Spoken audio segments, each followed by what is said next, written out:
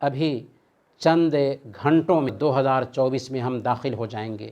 اس موقع سے مسلمانوں کی نوجوان نسل دوسری قوموں کی دیکھا دیکھی عجیب عجیب حرکتیں کرتی ہے، نئے سال کی مبارکباد دیتی ہے، جشن مناتی ہے، پارٹیاں کرتی ہے، ناچتی اور گاتی ہے۔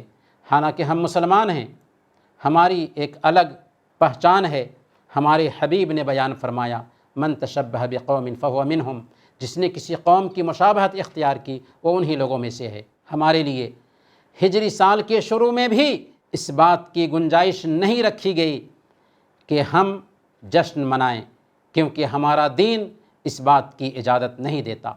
ہمارا ایمان ہے کہ زندگی بہت مختصر ہے، ایک دن ہمیں اپنے رب کے پاس پہنچنا ہے اور ایک ایک لمحے کا حساب و کتاب چکانا ہے۔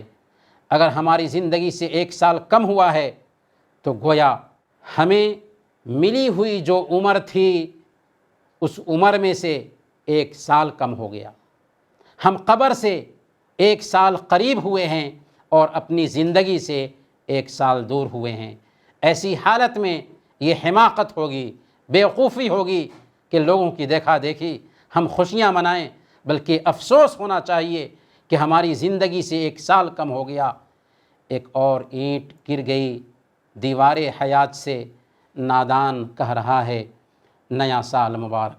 ہاں، اگر ہماری زندگی سے 1 سال کم ہوا ہے تو ہمیں چاہیے کہ ہم اپنا جائزہ لیں، اپنا محاسبہ کریں، اپنی کوتاہیوں کو یاد کریں، من چاہی زندگی نہ گزاریں بلکہ رب چاہی زندگی ہماری بن جائے۔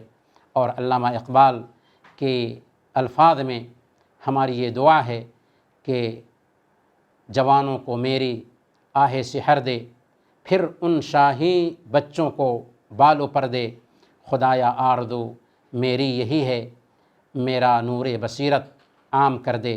اللہ تعالیٰ سے دعا ہے کہ اللہ تعالیٰ ہم سب کو ان باتوں پر عمل کرنے کی توفیق عطا فرمائے۔ اللہ تعالیٰ ہم سب کو برائیوں سے دور رکھے۔ اللہ تعالیٰ ہم سب کو نمازوں کا پابند بنائے، خاص کر نماز فجر کی ادائیگی کی توفیق عطا فرمائے۔ اللہ تعالیٰ ہم سب کو زندہ رکھے تو ایمان پر زندہ رکھے، اور وفات دے تو ایمان پر وفات دے۔ آمین۔ وصلی اللہ علی نبینا محمد وعلی آلہ وصحبہ اجمعین۔